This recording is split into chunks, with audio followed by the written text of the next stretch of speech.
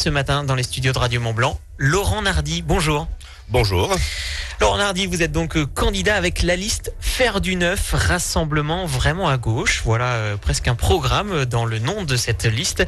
Alors on le rappelle, vous avez 58 ans, vous êtes professeur de français, vous êtes finalement bien connu sur la commune de Passy puisque vous êtes également le président du club de foot et puis surtout vous avez eu différents mandats. Vous avez été maire adjoint entre 1995 et 2001 et puis vous êtes actuellement dans l'opposition, vous êtes conseiller municipal sortant. Alors du coup, tout d'abord, votre liste Faire du Neuf, rassemblement vraiment à gauche, c'est une liste qui est soutenue par différents partis politiques. Et comment elle est constituée en plus cette liste ? Bonjour, donc notre liste effectivement c'est une liste de rassemblement vraiment à gauche, c'est-à-dire que nous sommes hors de la gauche gouvernementale, ça je crois que c'est quelque chose de très important, c'est une liste clairement antilibérale qui est soutenue par plusieurs organisations, plusieurs partis politiques comme le Front de gauche, le Parti communiste français, le Parti de gauche, et d'autres organisations et associations. Mais je tiens à dire que nous ne sommes pas une liste de partis. Nous sommes soutenus par des partis. Nous sommes surtout une liste de militants, de gens de bonne volonté qui veulent agir sur des bases, sur des valeurs et qui se sont rassemblés sur ces valeurs. Donc c'est surtout une liste de personnalités, de gens impliqués dans la vie locale qui veulent changer les choses à Passy. Alors les personnalités justement de votre liste ? Écoutez, notre liste a été diffusée. Nous avons une liste extrêmement intéressante du point de vue sociologique, puisque moi je suis très fier d'avoir beaucoup d'ouvriers, beaucoup d'employés, donner la parole justement à ces classes sociales. Il y a aussi des enseignants, il y a aussi des guides de haute montagne. C'est une liste très intéressante du point de vue sociologique. La deuxième de liste, donc ma future première adjointe, si nous sommes élus, sera Sylvie Brianceau, qui est très connue également sur la commune de Passy. Et voilà, je pense que c'est une liste vraiment de qualité. Alors, voilà pour la présentation de la liste.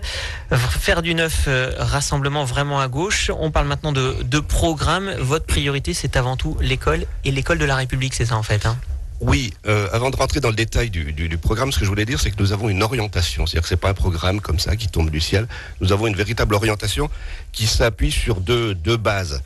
La première, c'est s'opposer à la mainmise du privé et de la finance. Et la deuxième, c'est faire passer le bien commun avant les intérêts particuliers. Voilà, c'est ce qui nous guidera dans tous nos choix et c'est ce qui nous guide dans notre programme. Alors effectivement, l'école est un point fondamental. C'est pas l'école pour l'école, c'est l'école de la République, l'école laïque, l'école publique que nous voulons défendre pour donner à tous les enfants de Passy, et bien sûr au-delà de Passy, au niveau national, leur chance de réussite pour se cultiver. Et donc sur l'école, il y a plusieurs propositions, je pense, intéressantes. Ce que je voulais dire également sur notre programme, c'est que nous faisons des propositions précises. J'ai regardé un peu les programmes des autres candidats. C'est vrai qu'on trouve beaucoup de généralités, parfois des banalités. Et dans mon programme, les électeurs trouveront des choses précises. Et par exemple, par rapport à l'école, au niveau des cantines, nous affirmons que nous mettrons fin, en temps utile, à la fin de la convention avec la Sodexo pour aller dans les cantines à une restauration scolaire traditionnelle dans toutes les écoles de Passy. Autre proposition sur l'école, il y a pas mal de choses à faire selon vous pour les écoles ? Oui, bien sûr, et je pense notamment sur Chède, il y a un besoin assez crucial de rénover les écoles, l'école de Chède-Centre, l'école de Chède-le-Haut. Donc ce sera aussi une des priorités de faire un audit et ensuite d'engager ce travail de rénovation. Il y aura bien sûr à s'occuper du problème des rythmes scolaires. Je tiens à redire que nous sommes contre cette réforme des rythmes scolaires et nous étudierons ensuite les suites à donner par rapport à ce dossier, de manière à reprendre les choses de fond en comble, puisque c'est l'ancienne municipalité qui aura initié ce projet. Et nous mettrons carte sur table avec tous les usagers de l'école, je dirais, les professionnels, les enseignants et les parents d'élèves. Alors même si quand même, on rappelle, la réforme des rythmes scolaires a bien été décidée et choisie par la gauche au gouvernement actuellement, quand même. Absolument, mais je vous rappelle que nous ne sommes pas la gauche gouvernementale et que nous ne sommes pas d'accord avec cette mesure. Alors on change de thème, la vie associative. Autre point très important pour vous dans votre programme, on peut faire plus pour les associations ? Beaucoup plus. Je crois que ça a été depuis 12 ans un des points noirs des deux municipalités qui se sont succédées. Je crois bien placé pour connaître la vie associative, puisque je suis membre de plein d'associations et président d'une très grosse association sur Passy. Et depuis de trop nombreuses années, les subventions par exemple n'ont pas été augmentées. Les associations ont de plus en plus de mal pour vivre et nous faisons une proposition extrêmement précise, extrêmement forte. C'est celle d'augmenter de 50% les subventions des associations sur projet, bien sûr, pour que ces associations puissent enfin vivre et puissent surtout envisager un développement de leur activité. Mais alors c'est pas les associations pour les associations, c'est surtout pour que l'on puisse retisser au travers de ces organisations, de ces organismes, une vraie vie sociale, une vraie solidarité entre les habitants, que les gens se rencontrent. Voilà, c'est ça le rôle de la vie associative et c'est absolument fondamental dans notre société d'égoïsme actuel.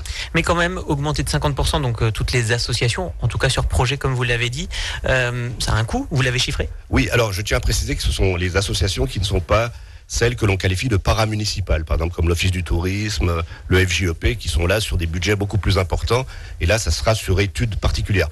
Alors effectivement, nous l'avons budgété, ça représente seulement la somme de 52 000 euros, c'est-à-dire soit seulement 0,24% du budget communal. Et dans les réunions publiques, j'expliquerai exactement la teneur de cette proposition qui est attendue par les associations. Alors on change de thème, le patrimoine naturel. En gros, l'environnement autour de nous, sur la commune, qu'est-ce qu'on peut faire ? Et notamment, alors on va revenir sur la plaine de Passy. Alors la plaine de Passy, vous savez que c'est un sujet qui me tient à cœur. On se souvient que vous avez été le grand défenseur de cette plaine pendant le projet Jeux Olympiques. Hein. Oui, d'ailleurs je me réjouis que ce projet ait été mis à mal et ne soit pas imposé. Sur la plaine de Passy, moi j'ai aussi une proposition extrêmement novatrice et que j'avance depuis longtemps et qui est très claire, c'est le classement de la plaine de Passy en site naturel. Voilà, je crois que c'est la meilleure garantie pour maintenir ce poumon vert indispensable. Et alors, sur l'environnement, il y a aussi la question de la pollution de l'air. Et là, est-ce que l'on peut faire quelque chose ? Est-ce qu'une municipalité peut aller plus loin par rapport à ce qui existe actuellement, le plan de protection de l'atmosphère, par exemple ? Alors moi, je crois que sur ces questions-là, je vais pas beaucoup diverger avec les autres listes qui ont fait des propositions. Je dirais que simplement la grande différence, c'est qu'il faut une volonté politique. C'est-à-dire qu'on voit certains maires, on voit certaines municipalités qui se sont battues, qui se sont emparées du problème. À Passy, ce n'a pas été le cas. Si je suis élu, je prendrai ce problème à bras-le-corps et je prendrai les mesures qui pourront être prises sur Passy. L'autre différence, c'est que je pense qu'on ne peut pas régler totalement les choses à partir du local, mais qu'il faut une autre politique des transports au niveau national et que les autres listes, enfin en tous les cas les membres des autres listes, qui sont finalement les représentants des partis qui ont été au gouvernement, sont responsables aussi de la politique des transports actuelle. Et il faut une autre politique des transports qui privilégie le rail, qui s'attaque enfin au lobby routier.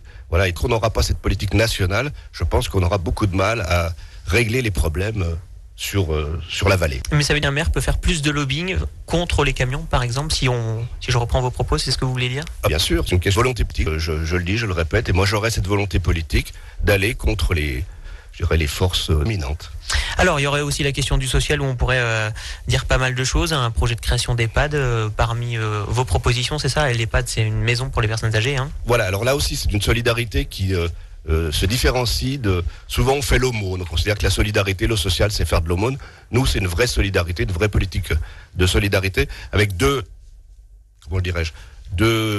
propositions phares, mais il y en a plein d'autres. C'est bien sûr la création d'une maison de retraite, parce que c'est une urgence aujourd'hui. Cette maison de retraite, on peut l'envisager dans le cadre de coopération intercommunale. Elle serait où quand même ? Vous avez une idée ou pas ? Pour l'instant, le lieu est à déterminer. Il y a pas mal de lieux possibles sur la commune de Passy, ou même peut-être éventuellement à mi-chemin entre Sallanches et Passy. Enfin, il y a des solutions. Et puis l'autre qui concerne l'enfance, c'est d'augmenter les capacités des crèches et des garderies. Ça sera aussi un de mes objectifs. Enfin, pour terminer, l'intercommunalité.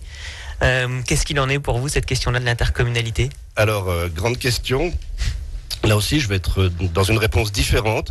Je suis contre l'intercommunalité forcée, c'est-à-dire que finalement, ce qu'on veut, c'est faire disparaître les communes, qui sont des lieux de démocratie. Par contre, je suis un ferme partisan des coopérations intercommunales, des coopérations sur des projets précis, dans lesquels la population et les communes s'y retrouvent, quoi. Donc vous êtes très méfiant sur la communauté de communes, c'est ça en fait ? Bah écoutez, oui, on fera avec puisqu'elle existe, mais je peux vous dire qu'on m'entendra, la communauté de communes, on vous entendra, d'accord. Et que je ne laisserai pas faire un certain nombre de choses, et que c'est très dangereux quand même cette concentration, cette suppression des communes et même des départements. Merci à vous, Laurent Nardy. Simplement pour terminer, votre première réunion publique, ce sera le mardi 18 mars au local du foot à Marlioz à 20h.